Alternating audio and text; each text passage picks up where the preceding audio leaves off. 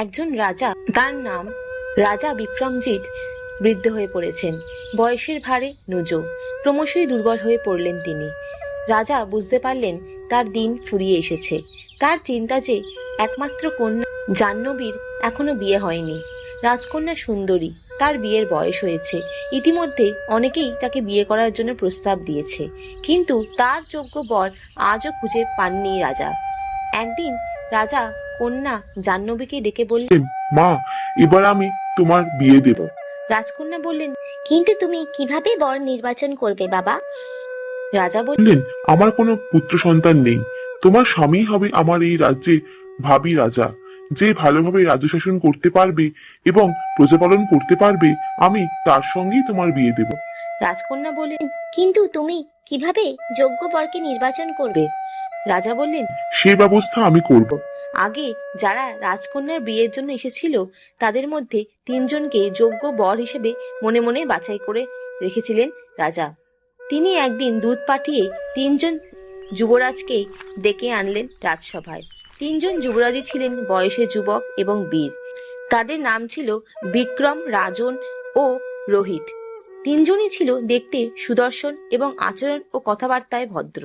রাজকন্যা বুঝে উঠতে পারল না সে কিভাবে এই 3জনের মধ্যে থেকে একজনকে তার স্বামী হিসেবে বাছাই করবে। তাই সে তার বাবার ওপর বর নির্বাচনের ভারটা ছেড়ে দিল। যুবরাজ 3জন রাজার সামনে উপস্থিত হলে রাজা বললেন, আমি তোমাদের ডেকে পাঠিয়েছি কারণ আমি এবার আমার কন্যাকে পাত্রস্থ করতে চাই। যুবরাজ 3জন হাসি মুখে মাথা নত করল।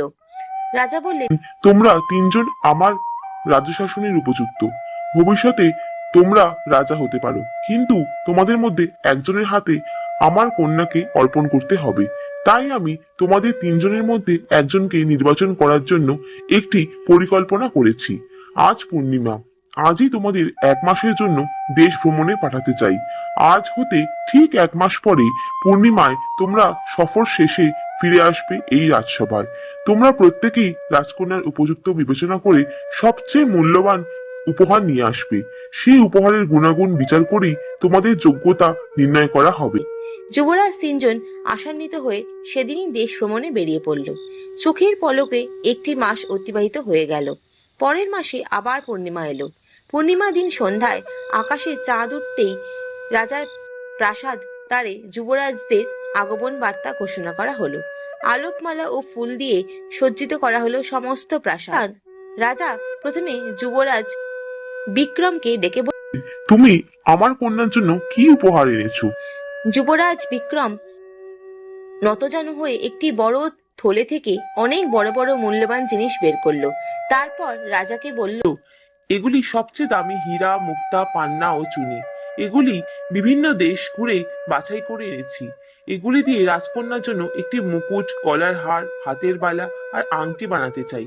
হাসি মুখে খুশি হয়ে মাথা নত করল রাজকন্যা জাহ্নবী। কিন্তু রাজা কোনো কথা বললেন না। এবার রাজা যুবরাজ রাজনকে ডেকে বললেন, তুমি কি উপহার এনেছো? রাজন বলল, আমি একটি বন্দুক এনেছি। এটি এক শক্তিশালী অস্ত্র। এই অস্ত্র দিয়ে অনায়াসে এবং অব্যর্থভাবে লোক মারা যায়। এই অস্ত্র কাছে থাকলে বাইরের কোনো শত্রু ভয় পা দেবে না। আপনার রাজ্যে ত্রিসীমানায় আপনি এর দ্বারা অনেক দেশ জয় করতেও পারেন। আপনি হয়ে উঠতে পারেন পৃথিবীর সবচেয়ে শক্তিশালী ও বিজয়ী রাজা। যুবরাজ রাজনের কথা শুনে রাজকন্যা কেঁপে উঠলেন ভয়ে। রাজা একটা দীর্ঘশ্বাস ফেললেন নীরবে, কিন্তু রাজসভায় উপস্থিত লোকদের মুখগুলি উজ্জ্বল হয়ে উঠল। এবার শেষ যুবরাজকে ডাকলেন রাজা। লজ্জাবনত মুখে রাজার সামনে খালি হাতে এসে দাঁড়ালো যুবরাজ।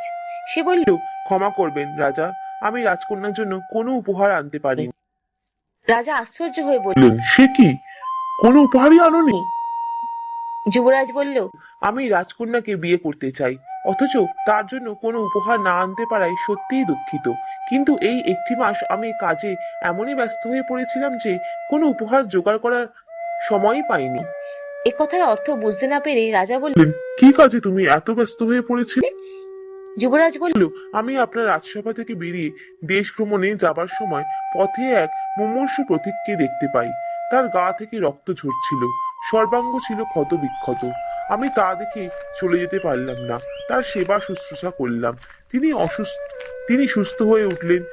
দু একদিন পর আবার পথ চলতে শুরু করলাম, কিন্তু কিছু দূর যেতেই দেখলাম একদল নারী ও শিশু ভয়ার্ত অবস্থায় গ্রাম ছেড়ে পালাচ্ছে। কারণ জিজ্ঞেস করে জানলাম একদল জলদস্যু নদীপথে এসে তাদের গ্রাম লুণ্ঠন করেছে। গ্রামের বেশিরভাগ পুরুষকে হত্যা করেছে, তাদের ধন সম্পদ সব ছিনিয়ে নিয়ে গেছে এবং আবার আসবে বলে ভয় দেখিয়ে গেছে। আমি তাদের বুঝিয়ে গ্রামে ফেরত নিয়ে গেলাম। আমি সেই সব ও ভীত সন্ত্রস্ত লোকদের ফেলে চলে আসতে পারলাম না। তাদের সশস্ত্র ও সংঘবদ্ধ করে জলদস্যুদের বিরুদ্ধে লড়াই শুরু করলাম। জোর লড়াই করে জলদস্যুদের ঘায়েল গ্রাম থেকে চিরদিনের মতো বিতাড়ন করলাম। তারপরও অনেক কাজ ছিল। আহতদের চিকিৎসা, বিধবা ও শিশুদের পুনর্বাসন প্রভৃতি কাজগুলি সারতে আমার বেশ কিছুদিন দেরি হয়ে গেল। কাজের চাপে আমি উপহারের কথা, রাজকন্যার কথা সব ভুলে গেলাম। হঠাৎ একদিন আকাশে চাঁদ দেখে পূর্ণিমার কথা মনে পড়ে গেল, তাই ক্ষমা চাইতে এলাম। আমাকে ক্ষমা করবেন রাজা। যুবরাজের কথা শুনতে শুনতে অভিভূত হয়ে পড়েছিলেন বৃদ্ধ রাজা। তিনি যখন চোখ তুললেন তখন দেখা গেল চোখের পানিতে ঝাপসা হয়ে গেছে তার দৃষ্টি। রাজকন্যার চোখও জলে ছলছল। রাজা যুবরাজকে তার কাছে ডাকলেন। যুবরাজের একটি হাত ধরে হাসি মুখে বললেন, এই মহান যুবরাজ রাজকন্যার জন্য উপহার না নিয়ে এলেও এ হাতে ফুটে আছে জনসেবার অনেক অমূল্য নিদর্শন। আমি তারই হাতে তুলে দেব আমার কন্যাকে। এই মহান হৃদয় পরোপকারী যুবরাজই হবে আমার রাজ্যের উপযুক্ত শাসক।